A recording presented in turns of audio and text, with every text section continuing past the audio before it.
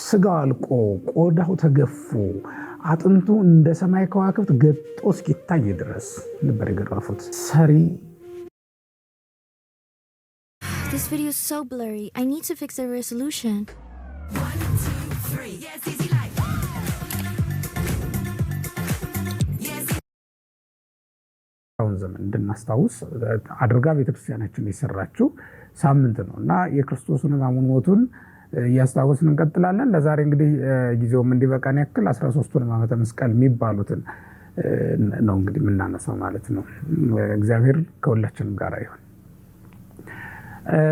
የክርስቶስ ሕማሙ ሞቱ ስናነሳ ነገረ መስቀሉ ሰፊ ነው ጉዳዩ። ምክንያቱም የ5500 ዘመንን የመከራ ታሪክ ያደማደመ የ5500 ዘመን ጩኸትን የዘጋ ጩኸት ነው። በዚህ ቀን የምናየው በዚህ ቀን የምናስበው መከራ የምናስታውሳቸው ነገሮች ሁሉና እንግዲህ 13ቱን ሕማማተ መስቀል ደግሞ በልዩነት 13 ሕማማተ መስቀል የምንላቸው አሉ በቤተክርስቲያናችን የታወቁ እነሱን ነው እንግዲህ የምናነሳው ማለት ሰፊ ነው ጉዳዩ። ግን ከዛ በቁጥር የተለዩትን ምስጢራቸው ምንድነው፣ ቁጥራቸው ስነማን ናቸው የሚለውን ለማስታወስ ያክል ነው። ወደ ቁጥራቸው እያንዳንዳቸውን ከመዘርዘሬ በፊት ሁለት አይነት አቆጣጠር አለ በቤተክርስቲያናችን። አንደኛው እስከ 8 ድረስ ሌሎችን ቆጥሮ ከ9 በኋላ ባሉት 5ቱን ቅንዋት መተካት እና 13 መሙላት ያለ የተለመደ አቆጣጠር ነው። በትርጓሜ ቤትም የተማርነው። ሌላው ግን እንዳለ በዝርዝር 13 አይነት ሕማማትን መዘርዘር ብቻ ደግሞ እንዲሁ 13ቱን ሕማማተ መስቀል የምንቆጥርበት ሌላ መንገድ ነው የሚሆነው ማለት ነው። እንግዲህ እኔ የመረጥኩት እያንዳንዱን በዝርዝር 13ቱን ሕማማተ መስቀል እያንዳንዳቸውን በዝርዝር የክርስቶስን ሕማሙን የምናስታውስበትም አጋጣሚ ስለሆነ እያንዳንዳቸው በዝርዝር ለማየት ነው የመረጥኩት መንገድ ይሄ ነው። እንግዲህ እግዚአብሔር ከረዳን እነዚህ እናነሳለን ማለት ነው። 13ቱ ሕማማተ መስቀል በሁለት ከፍያቸዋለሁ ለማጥናት እንዲመቸል ብዬ ማለት ነው። በሁለት የከፈልኳቸው ቅድመ መስቀል አሪግሃ በመስቀልና ድህረ አሪግሃ በመስቀል ወደ መስቀል ከመውጣት በኋላና ወደ መስቀል ከመውጣት በፊት ያሉ ማለት ነው ብለን በሁለት ከፍለን ልናያቸው እንችላለን። በእርግጥ ወደ መስቀል ከወጣ በኋላና ከመውጣቱም በፊት የነበሩ ሕማማት አሉ ሁለቱም ጋር የሚገኙ ማለት ነው። ግን እንደው ለመክፈል ያክል ለጥናት ላያያዝ እንዲመቸል በሁለት እንደዚህ ባለ መንገድ መክፈል እና መያዝ እንችላለን ማለት ነው። ጌታ 13ቱን ሕማማተ መስቀል እንደሚቀበል በመስቀል ላይ በዕለተ ዓርብ እንደሚቀበል ለሐዋርያት አስቀድሞ ነው ያመላከታቸው ይላሉ አባቶቻችን ሲተረጉሙ። የማቴዎስ ወንጌል ምዕራፍ 26 ቁጥር 26 ላይ ያለውን ወንጌል ሲተረጉሙ ጌታ 13ቱን ሕማማተ መስቀል እንደሚቀበል አስቀድሞ አሳይቷል። በምሳሌ በምን መልኩ ከተባለ የቀረበውን ማዕድ ወይም ቅዱስ ቁርባንን ቀርቦ ከ13 አድርጎ ነው የከፈለው የቆረሰው ማለት ነው። ነግ በመልተ መስቀል 13ቱን ሕማማተ መስቀል እቀበላለሁ ማለቱ ነው ብለው አባቶቻችን ነግረውናል። እና 13ቱን ሕማማተ መስቀል መቀበሉን አስቀድሞ ነው ለሐዋርያቱ በምሳሌ ያሳያቸው ማለት ነው።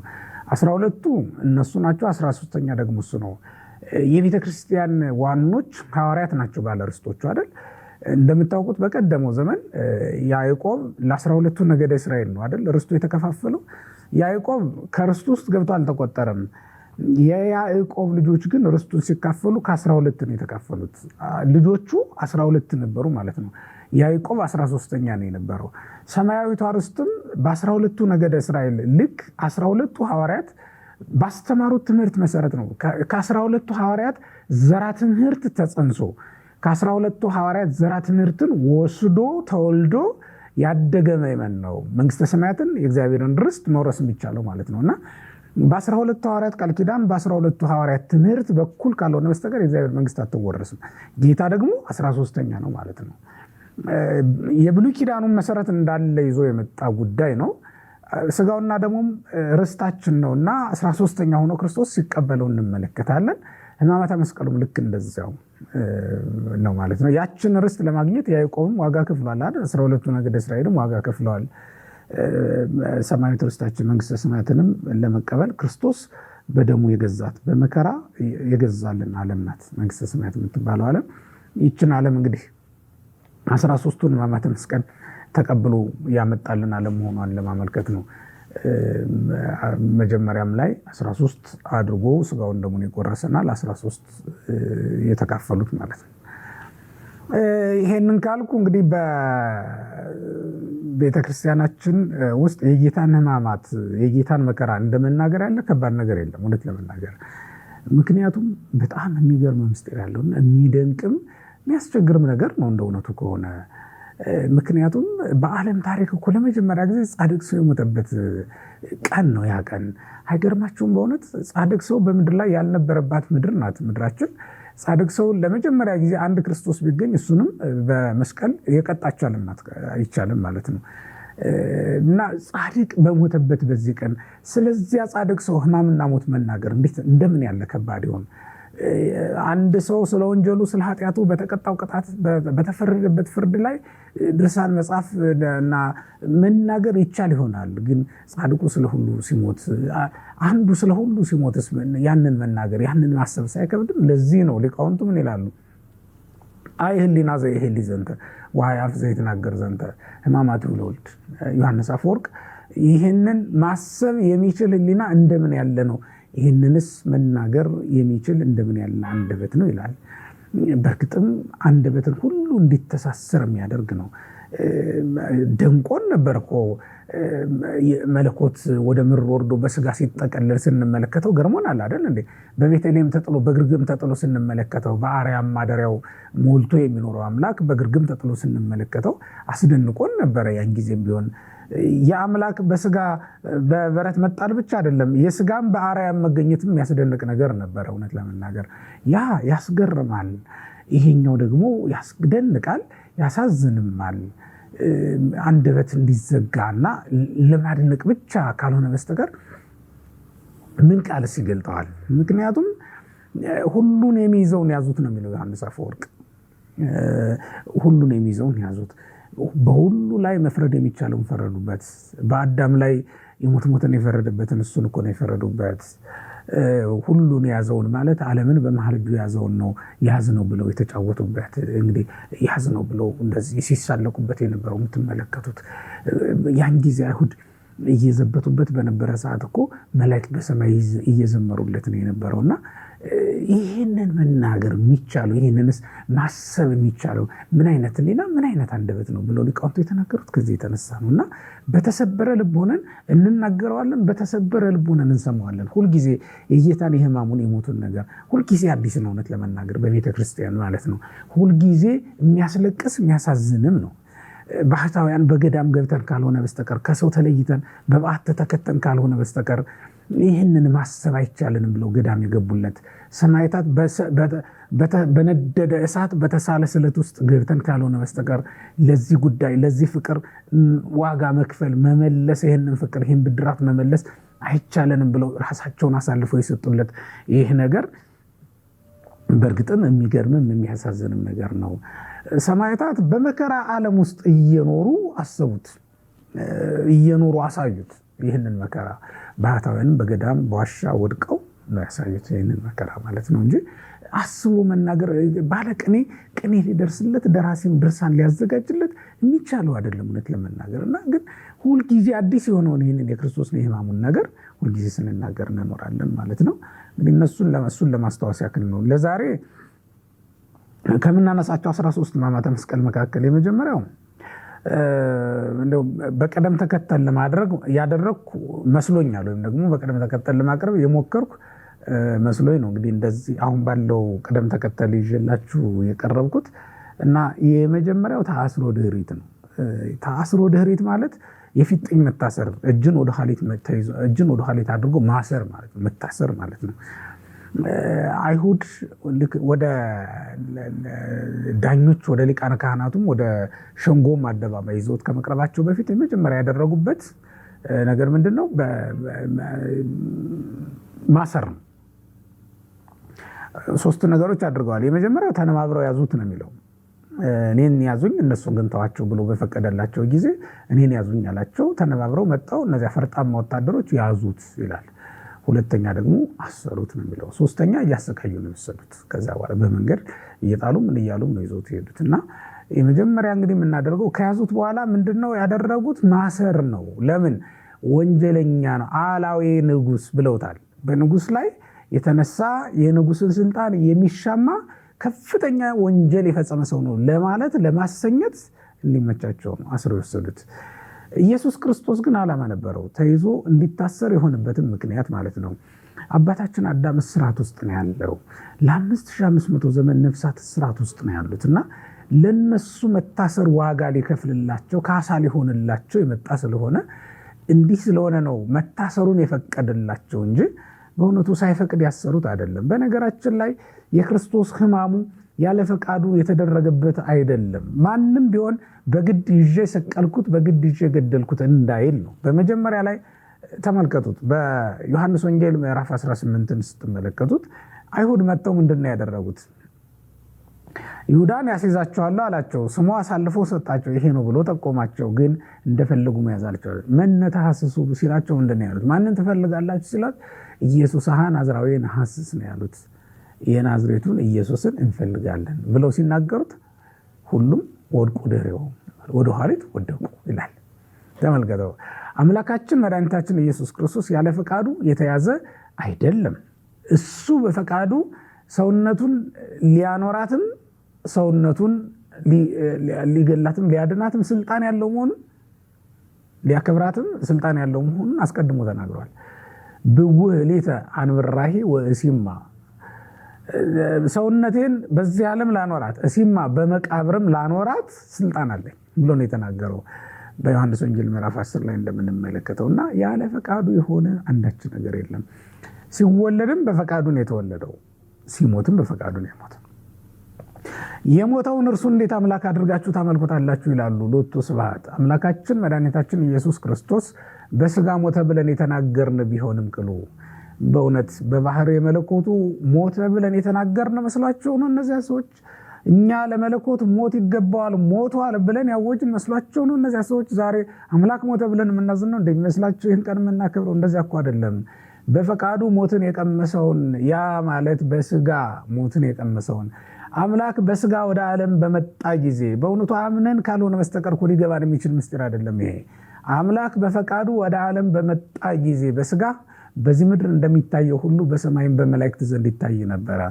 በዚህ ምድር ድንግል ማርያም በቅፏ እንዳስቀመጠችው ሁሉ በኪሩቤል ጀርባ ላይ ባለው መለኮታዊ ዙፋንም አልታጣም። በእውነት አምላካችን እግዚአብሔር በዚህ ዓለም ብርሃን መልቶ ይታያል። በዚህ ዓለም የመላው ብርሃን ከፀሐይ ሰሌዳ ላይ ይታጣልን? በእውነቱ አይታጣም እኮ አይደለም እንዴ? አይታጣም።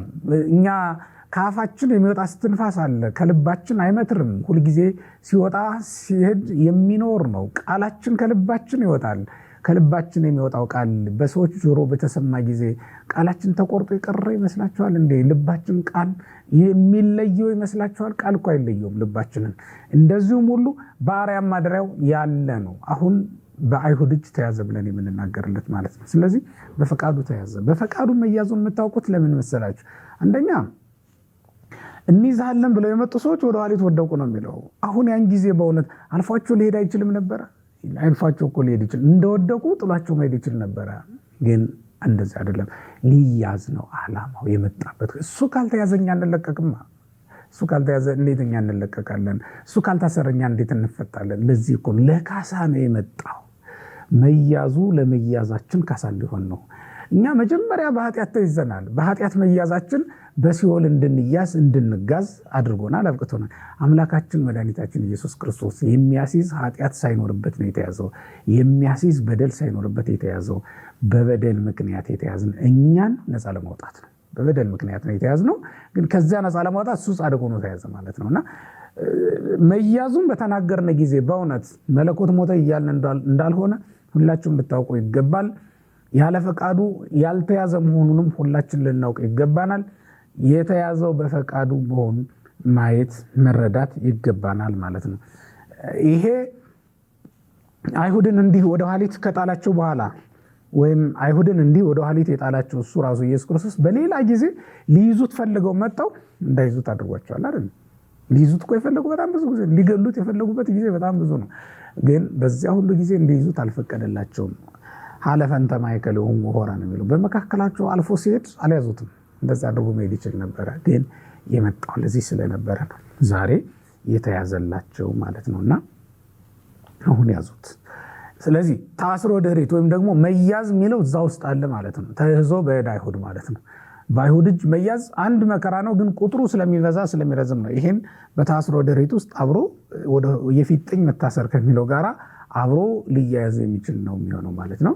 በዮሐንስ ወንጌል ምዕራፍ 8 ቁጥር 24 ላይ ስትመለከቱት እንደተያዘ እንደታሰረ ወደ ሊቀ ካህናቱ ግቢ እንደወሰዱት መጽሐፍ ቅዱስ ይነግረናል ማለት ነውና ታስሮ ደሬት የምንለው ይሄ አንዱ የሕማማተ መስቀል ክፍል ነው ማለት ነው። ታስሮ ደሬት አለ። ከዛ በኋላ ተቀስፎ ዘባን ደግሞ አለ ቀጥሎ ማለት ሁለተኛው ማለት ነው። ሁለተኛው ተቀስፎ ዘባን ወይም ጀርባን በጅራፍ መገረፍ ማለት ነው። አይሁድ የገረፉት ብዙ ጊዜ ነው፣ እስኪሰቀል ድረስ ሲገርፉት ነው የነበረው። በተለይ ግን ሁለት ጊዜ የገረፉት ግርፋት በጣም ልዩ ነው። አንደኛው ከሌሊቱ 6 ሰዓት ላይ ወደ ሊቀ ካህናቱ ግቢ ይዘውት የገቡና በዛን ጊዜ በሊቀ ካህናቱ ትእዛዝ በጥፊ መተውታል፣ እንዲሁ ግርፋትም ገርፈውታል። ሌሊቱን ሙሉ እየተፈራረቁ ሲገርፉት አድረዋል። በልዩ ልዩ ድርሳናት እንደምንረዳው አምላካችን መድኃኒታችን ኢየሱስ ክርስቶስ የተገረፈባቸው ጊዜያት በጣም ብዙ ናቸው። በጣም ብዙ ጊዜያት ነው የተገረፈው ኢየሱስ ክርስቶስ እና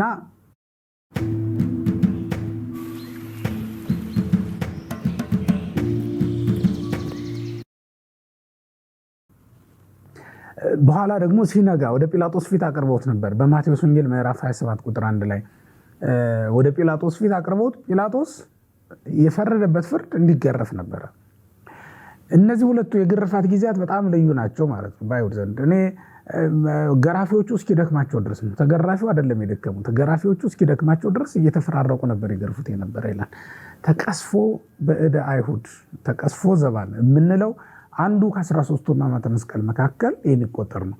አጥንቱ እስኪታይ ድረስ ነው። ሎቱ ስብሐት በእውነቱ ስጋው አልቆ ቆዳው ተገፎ አጥንቱ እንደ ሰማይ ከዋክብት ገጦ እስኪታይ ድረስ ነበር የገረፉት።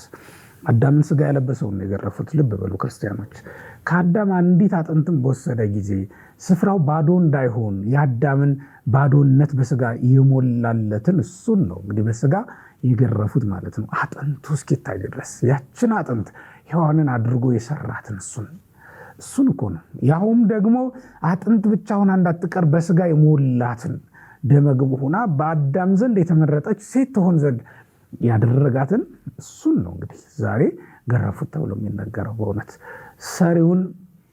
በሰሪው ላይ የተበረታታ ሸክላ አዳም ብቻ ነው፣ የአዳም ልጅ ብቻ ነው፣ አይሁድ ብቻ ናቸው ሰሪያቸውን የገረፉ። እውነት ለመናገር ሸክላ ሰሪውን አንደበት አውጥቶ አንደበቱን ከፍቶ ቃል አውጥቶ እንዲያድርገህ ልትሰራኝ አልፈልግም ሊለው ዘንድ ይቻለዋል? ሸክላ ሰሪ በእውነት በሰሪው ላይ ሊያምፅ ይገባው ነበርን? አይሁድ ግን በሰሪያቸው ላይ ያመፁ። አይሁድ ሰሪያቸውን ገረፉ። አይገርማችሁም? ይሄ በእውነት ሰሪ በስራው ሲገረፍ ሲቀጣ ስትመለከቱት በጣም ያሳዝናል። ግን በአንድ በኩል ደግሞ ደስ የሚለን ያ ግርፋት ስለ ሁላችንም የተደረገ መሆኑን ስለምንመለከት ነው። ያ ግርፋት ስለ ሁላችንም መዳን። በግርፋት ምክንያት የፈሰሰ ደም አለ። ደሙ በአምስት ወገን ነው የፈሰሰው። በአምስት ምክንያት ደሙ ፈሷል። በግርፋት ደሙ ፈሷል። መሬት ላይ በወደቀ ጊዜ ደሙ ፈሷል። በቀኖት ምክንያት ደሙ ፈሷል። በርግዘተ ገቡ ደሙ ፈሷል። በአክሊለ ሦክ ደሙ ፈሷል። የክርስቶስ በአምስት ወገን ነው ደሙን ያፈሰሱት። ደሙን ካፈሰሱባቸው መንገዶች አንዱና የመጀመሪያው ተቀስፎ ዘባን ነው። የክርስቶስ ደሙ የፈሰሰባቸው በጣም ነው የሚያሳዝነው። ይሄ ደም ግን መለኮት የተዋህደው ደም ስለነበረ ሁላችንንም የሚቀድስ ደም ነው የነበረው። ለሁላችንም ማህተም ሆኖ ከሲኦል ወጥተን ገነት መንግሥተ ሰማያት እንድንገባ የሚያሻግር ጠላቶቻችንን የሚያሸብር የዕዳ ደብዳቤያችንን ፍቆ የምህረት ደብዳቤ የሚያሰጥ ደም ነው የነበረው። በምህረት ደብዳቤያችን ላይ የተረገጠ ደመ ማህተም ነው የነበረው ይሄ ደም። በእውነቱ ይሄን ደም አፈሰሱት በግርፋት። ሁላችን ስንገረፍ ነው የኖርነው ለ5500 ዘመን። ዲያብሎስ ያለ ርኅራኄ ህዝቡን ሁሉ በኃጢአት ሲገርፋቸው ነው የኖረው። በገሃነም አዳም ሲገረፍ ነው የኖረው። ሲገረፍ ሲሰቃይ ነው የኖረው። ያንን መከራ ለማስቀረት ነው። ዛሬ የአዳምን መከራ እሱ መቀበል ጀመረ። ንጹሕ ባህሪ ክርስቶስ አዳም በኃጢአቱ ነው ቢገረፍም፣ ኢየሱስ ክርስቶስ ግን ንጹሕ ሆኖ ሳለ ነው የተገረፈው። ንጹሕ ሆኖ የተገረፈው አምላካችን መድኃኒታችን ኢየሱስ ክርስቶስ ጀርባውን ለግርፋት ሰጥ መጣውኩ ዘባኔ ለቅስፈት ያለው ትንቢት ተፈጽሞልናል። አሁን ጀርባዬን ለግርፋት ሰጠሁልህ ነው የሚለው። አዳምን ከግርፋት ነፃ ለማውጣት ነው፣ ከግርፋት ለማዳን የተደረገ ነው ማለት ነው። ስለዚህ ተቀስፎ ዘባን የምንለው ከ13ቱ ሕማማተ መስቀል መካከል ገብቶ የሚቆጠር አንዱ መድኃኒታችን ኢየሱስ ክርስቶስ በዕለተ ዓርብ የተቀበለው መከራ ነው ማለት ነው። እና ተቀስፎ ዘባንን እንግዲህ በዚህ መልኩ የምንመለከተው ነው የሚሆነው ማለት ነው። ሌላው ተስቦ በሐብል የምንለው ተስቦ በሐብል ማለት በገመድ መሳብ ማለት ነው፣ ተይዞ መጎተት። ዛሬ አንገታችን ላይ ማተብ እናደርጋለን አይደል? የምናደርገው ማተብ ክርስቶስ በዕለተ ዓርብ በአንገቱ የገባለትን ገመድ ምሳሌ እንዲሆን ነው። ክርስቲያኖች የመከራው ተሳታፊዎች ነን ለማለት ነው። በዚያውም ላይ መስቀል እንጨምርበታለን። የክርስቶስን መከራ በስጋችን እንሸክማለን። እንዘ ንጸውር መስቀሉ ለክርስቶስ ነው የሚለው ቅዱስ ጳውሎስ ለዕብራውያን ሲጽፍላቸው፣ የክርስቶስን መከራ ተሸክመን ነው የሚለው። እንኳን እኛ በዘመነ ክርስቶስ የተገኘን ክርስቲያኖች በእውነት ሙሴ በቀደመው ዘመን ወአብደረ ይህም ምስለ ሕዝበ እግዚአብሔር እስመሬ በአሚር ከመያቢ ተይር ተመስቀሉ ለክርስቶስ አይደል የሚለው ዕብራውያን ምዕራፍ 11 ቁጥር 23 ላይ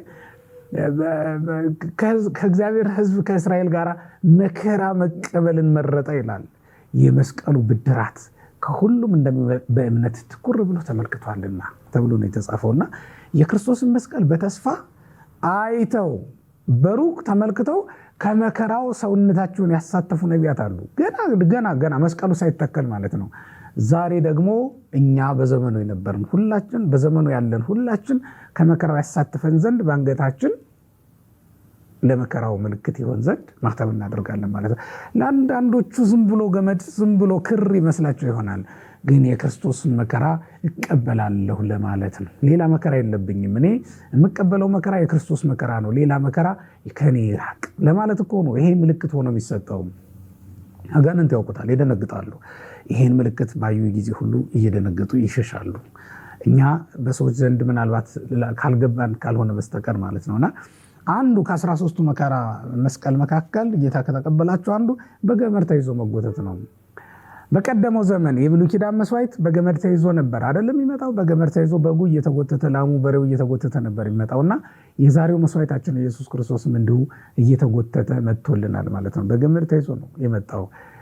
እግረ መንገዱንም በገመድ ይዘው እየጎተቱ አንደኛ መስዋዕት መሆኑን ያመላክትልናል። ሁለተኛ ግን መከራው በደንብ ሊጸናበት ነው። ከፊት ያለው ይስበዋል፣ ወደፊት ሄዶ ይወድቃል። ከኋላ ያለው ደግሞ ይለቀዋል። ከኋላ ያለው በሳበው ጊዜ ወደኋላ ሄዶ ይወድቃል ማለት ነው። በገመድ ነው የሚጎትቱት የነበረው ማለት ነው። እና ይሄ መከራው እንዲጸናበት ካደረጉት ሕማማት መካከል አንዱ ተስቦ በሐብል ነበረ።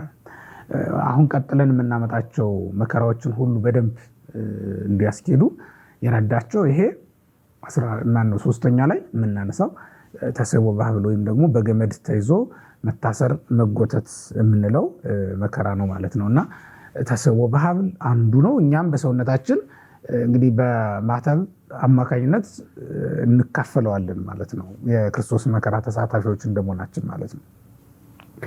ሌላው ወዲቅ ውስተ ምድር ነው፣ አራተኛው ማለት ነው። ወዲቅ ውስተ ምድር ማለት በምድር ላይ ፍግም ብሎ መውደቅ ነው፣ በግንባሩ መውደቅ። በእርግጥ ክርስቶስ በጀርባው ወድቋል፣ በግንባሩም ወድቋል። እኛ የወደቅነው መውደቅ ነበር አይደል? አጋንንት በኃጢአት ነው ያሰሩን። መጀመሪያ በምኞት አሰሩት። አዳምን ተመልከቱት፣ በምኞት አሰሩት። ከዚያስ በኃጢአት ገመድ እንደገና አጥብቀው አሰሩት ማለት ነው።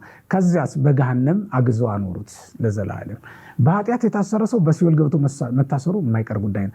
ዛሬ ኃጢአት የምታሰቃየው ሰው በገሃነም የመሰቃየት ግዴታ አለበት። በገሃነም ገብቶ የመሰቃየቱ የማይቀር ጉዳይ ነው። ምክንያቱም ኃጢአት የሲኦል ምሳሌ ናትና፣ በኃጢአት መኖር በሲኦል የመኖር ምሳሌ ነው፣ ምልክት ነው ማለት ነው። እና አዳምን መጀመሪያ በኃጢአት ስላሰሩት አጋንንት በሲኦል ለማሰር አልተቸገሩም። ከዚያ ለማውጣት ነው እንግዲህ ኢየሱስ ክርስቶስ ታስሮ ተይዞ ምን ብሎ እዚህ ደረሰ። አሁን ደግሞ አይሁድ ምን አደረጉ? እየጎተቱት እያለ ይዘውት እየሄዱ እያለ ወዲቁ ውስተ ምድር የምንለው አሁን አንዱ እየያዙ ሲጎትቱት ፊታቸው ላይ ይወድቅ ነበረ ይላል። ፊታቸው ላይ ይወድቅ ነበረ። በዚህ ጊዜ የሰማይ ኃይላት ሁሉ ይናወጡ ነበረ። ኢየሩሳሌምን ሄዳችሁ ያያችሁ ሰዎች ካላችሁ ምናልባትም በኢየሩሳሌም ካሉ የመስቀል ምዕራፎች የሚባሉ 14ቱ የጌታችን መድኃኒታችን ኢየሱስ ክርስቶስ የተጓዘባቸውና ያረፈባቸው የሚባሉት 13 ምዕራፎች አሉና እስከ ቀራንዮ ድረስ ያሉ ከጲላጦስ አደባባይ እስከ ቀራንዮ ድረስ ያሉ ናቸው እነዚህ ምዕራፎች። ከነዚህ አንዱ ይሄ መድኃኒታችን ኢየሱስ ክርስቶስ የወደቀበት የሚዘከርበት ቦታ ላይ ነው። እዛ ላይ በእውነት የሰማይ ኃይላት ሁሉ ሲደነግጡ ነው የሚታይ። ምክንያቱም ይሄ የወደቀው ሩቅ ብእሲ አይደለም፣ ዓለምን በመሃል እጁ ያዘው ነው የወደቀው። ይሄ የወደቀው ከሰማዕታት አንዱ አይደለም፣ ክብር ሽቶ ክብር ፈልጎ መከራ እየተቀበለ ያለ አይደለም። ይሄ የወደቀው አሁን አምላካችን መድኃኒታችን ኢየሱስ ክርስቶስ ክብራችንን ነው የጣሉት። አይሁድ ክብራችንን ነው የጣሉት። በዚህ ምክንያት በሰማይ ኃይላትም ዘንድ መደንገጥ እስኪፈጠር ድረስ መደንገጥ እስኪመጣ ድረስ መገረም እስኪመጣባቸው ድረስ ወድቋል ማለት ነው። መላእክት በሁለት ነገር ያደንቃሉ። አንደኛ የእግዚአብሔርን ድንቅ ነገር ያደንቃሉ፣ ትዕግስቱን ማለት ነው። ሁለተኛ ደግሞ የሰውን ክፋት ያደንቃሉ። ሰው ቢከፋ በፈጣሪው ላይ እስከማመጽ ድረስ ይከፋልን? በእውነቱ ይህንን እኮ አጋንንትም አላገኙትም። ይህንን እድል በፈጣሪያቸው ላይ አምፀዋል። መጀመሪያ ላይ ግን ይህንን እድል አላገኙትም። ፈጣሪያቸውን ይህንን ያክል አላሰቃዩትም። እውነት ለመናገር ረግጠው ጥለውት ሄዱ፣ ጥለው ረገጡት። አሁን አራተኛው ላይ ነው ያለው። አምስተኛው በዚያው አያይዤ ልንገራችሁ። አምስተኛው ተካሂዶ በእግር አይሁድ ነው። በአይሁድ እግር መረገጥ ማለት ነው። በአይሁድ እግር በእግራቸው ረግጠውታል። Hey video creator, we know you. For you, it's about more than getting the job done. አይሁድ ተካሂዶ በእግር አይሁድ ላይ በጣም የሚገርማችሁ ይጥሉትና ወዴት ሄደ ይላሉ። አመልጦ እንዳይሆን እያሉ እየተሳለቁ በላዩ ላይ ይሄዱበታል ይላል። በላዩ ላይ ይመላለሱበት ነበረ። ከፊት ያሉትም ከኋላ ያሉትም በላዩ ላይ ይረጋግ። እነሱ ራሳቸው ወደ ባቢሎን ሲወርዱ እንዲህ ነበር ያደረጓቸው። እየረገጧቸው ነበር የተላለፉት። ያንን ሁሉ ካሳ ሊከፍልላቸው ነው የመጣው። በዚያውም ላይ በእውነት በገሃነም ተጥሎ እየተረገጠ ያለ አባት አለው ክርስቶስ። እሱም አዳም ነው። በገሃነም ተጥሎ እየተረገጠ ያለ ቅዱስ ዕቃ አለው። እሱን ሊቀድስ ይፈልጋል ክርስቶስ። እሱም የሰው ልጅ ነው። የሰው ባህሪ ተረግጧል። እየተረገጠ ያለውን አጋንንት እየተደቃደቁት ያለውን የሰውን ባህሪ ያድስ ዘንድ ያነጻ ዘንድ አምላካችን መድኃኒታችን ኢየሱስ ክርስቶስ ተረገጠ ማለት ነው። ዛሬ ክብራቸውን ነው የረገጡት ማለት ነው። አይሁድ የራሳቸውን ክብር ነው እየረገጡ ያሉት። በእውነቱ ከረጋጩ በላይ ካለው ይልቅ በስር ያለው ሲበልጥ በጣም አያሳዝንም? በእውነቱ በጣም ይሄም ያሳዝን ነው። እነዚህ አይነት መከራዎች ነው የተደረጉ። ስለዚህ አምስተኛው ተካሂዶ በእግር አይሁድ ወይም በአይሁድ እግር መረገጥ የምንለው መከራ ነው ማለት ነው።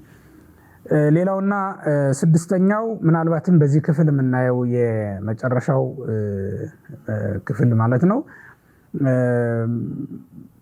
ከምሰሶ ጋር መላተም ወይም በሁለት ምሰሶች መካከል አድርጎ መጣበቅ ነው። እንግዲህ በሁለት ምሰሶች ማይከለክል አይማድ የምንላቸው ሁለት ምሰሶች አድርገው ነው አምላካችን መድኃኒታችን ኢየሱስ ክርስቶስን ያሰቃዩት የነበረው። መስቀሉ አግዳሚ ያለው አይደል? ሁለት ነው መስቀል የሚሆነው። መቼም ሁለት እንጨት ነው አይደል? አንዱ የሚመሳቀለው አለ፣ አንዱ ምሰሶ የሚቆመው አለ ማለት ነውና በሁለቱ መካከል አጣብቀው ነው አሁን ክርስቶስን ይዘውት ሲሄዱ በሁለቱ መካከል አጣብቀው ነው ያሰቃዩት የነበረው። በኋላ ላይ ስምዖን ቀሬናዊ የሚባለው የተሸከመው ይሄ መስቀለኛ ሆኖ የተሰራው ነው። ሙሉ መስቀሉን አይደለም።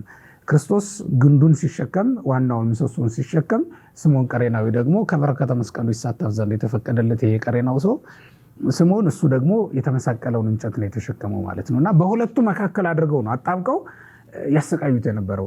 ይሄ ለምን ፈለጉት መሰላችሁ? አይሁድ ጎትተው በሚጥሉበት ሰዓት እንግዲህ ሲጥሉት ምንድን ነበር ይደረግ ነበር? ከፊት ወደፊት ሲወድቅ በፊቱ ያለው ግንድ ይቀጠቅጠዋል፣ ከላይ ያለውም ይወድቅበታል። ከፊት ያለው ሲመታው ከላይ ያለው ደግሞ ሲወድቅበት እጅግ አድርጎ መከራ ይጸናበታል። ወደ ጀርባም ሲጥሉት ልክ እንደዚያው በግንዱ ላይ ይወድቃል። ከፊቱ ያሰሩት ግንድ ደግሞ እንደዚሁ ይወድቅና ይቀጠቅጠዋል ማለት ነው። እነሱ መከራ መጥቶባቸው የሚቀጠቀጡ መሆናቸውን ለማመልከት በኋላ ከ40 ዘመን በኋላ እኮ እንዲህ በአጣብቂኝ ውስጥ ገብተው በመከራ የሚቀጠቀጡበት ዘመን ይመጣባቸዋል። ለብዙ ዘመናት ሲቀጠቀጡ የኖሩት በዚያ ምክንያት ነው። አይሁድን እኮ እንደ ዘር በዓለም ላይ ምናልባትም ብቸኛ ሊሆኑ ይችላሉ። ዘራቸው እስኪጠፋ ድረስ በሏቸው የሚል አዋጅ ወጥቶባቸው መንግስታዊ አዋጅ የተፈጸመባቸው አይሁድ ናቸው። ቀድሞ ከክርስቶስ ልደት በፊት በጽራውያን ዘመን በጽር ስልጣኔ ዘመን አርጤክስስ የሚባሉ በመጽሐፈ አስቴር ላይ የምንመለከተው ማለት ነው። በመጽሐፈ አስቴር ላይ ስትመለከቱ ምናልባትም ከምዕራፍ 3 ጀምሮ ባለው ታሪክ ማለት ነው ስትመለከቱ እንደምትረዱት በ127 ሀገሮች ባሉ አይሁድ ላይ ሁሉ የሞት አዋጅ ታውጆ ነበር።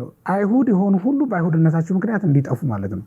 በኋላም ልክ እንደዚያው ምናልባት እነሱን የሚመስል አዋጅ የታወጀባቸው በሩዋንዳ ያሉ ሰዎች ይመስሉኛል። እና አይሁድ በዚህ ልዩ ናቸው። ይሄ ሁሉ መከራ ይጸናባቸው ለምንድን ነው ካላችሁም በእግዚአብሔርም ላይ በክርስቶስም ላይ ያደረሱት መከራ እንዲጽኑ ነበር። እነሱም ጽኑ መከራ በክርስቶስ ላይ አድርሰዋል። እነሱን በላይና በታች ሆኖ በአጣብቂኝ ውስጥ አድርጎ ነው እግዚአብሔር በስቃይ ውስጥ የከተታቸው ማለት ነው። እና እንዲህ ባለ ስቃይ ያሰቃዩት ክርስቶስን በኋላ በአጣብቂኝ መከራ ውስጥ ሆኖ እንዲሰቃዩ አድርጓቸዋል። በዚህ ዓለም ነገስታት ያሳድዷቸዋል። በሰማይ ንስሐ አልገቡም፣ በክርስቶስ ስም አምነው አልተጠመቁምና በሰማይ አጋንንት ገሃነም ያወርዷቸዋል። ተመልከቱት። በስጋም በነፍስም ነው መከራ የተቀበሉት ማለት። በስጋም በነፍስም እንደመጎዳት ያለ የሚያሳዝን ነገር አለ። በእውነት ክርስቲያኖች ማሰብ ያለብን ማዘን ያለብን በስጋም በነፍስም መጎዳት፣ በስጋም በነፍስም ስደተኛ መሆን እንደሌለብን ነው ማሰብ ያለብን። አንዳንድ ሰው አለ ስጋውንም ጎድቶ ነፍሱንም ጎድቶ የሚኖር በዚህ ዓለምም በወዲያኛውም ዓለም ሀዘንተኛ ሆኖ ለመኖር እየተዘጋጀ ያለ በወዲህኛው ዓለም ተድላ ደስታ ቢያጋጥመው እንኳን ተድላ ደስታውን ቆጥቦ በሰማይ ላለችው ጊዜ ላለችው ዘመን የሚያቆይ ማንም ክርስቲያን ብዙ ሰው አይታይም። እና ከዚህ የተነሳ እግዚአብሔር ቤተሰቦች እንዲህ ባለ በሚያጣብቅ በጽኑ መከራ ውስጥ እንዳንወድቅ መጠንቀቅ ይኖርብናል ማለት ነው። እና ስድስተኛው እንግዲህ በሁለት ምሰሶዎች መካከል ሆኖ መከራን መቀበል ነው ማለት ነው። ለዛሬ እንግዲህ በክፍል 1 የምንመለከተው 6ቱን ነው የነበረው። ከዚህ በኋላ የሚቀሩን ደግሞ 7ቱ ናቸው። 7ቱን እንደገና በክፍል 2 እንመለከታቸዋለን። ለዛሬ ሕማሙን ሞቱን አንስተን እንድንናገር የፈቀደልን አምላካችን እግዚአብሔር ስሙ የተመሰገነ ይሁንልን። ከበረከተ መስቀሉ ያሳትፈን። ክርስቶስ መድኃኒነ መጻ ወሐመ በእንቲአነ ወበሕማማቲሁ ቤዛወነ አሜን።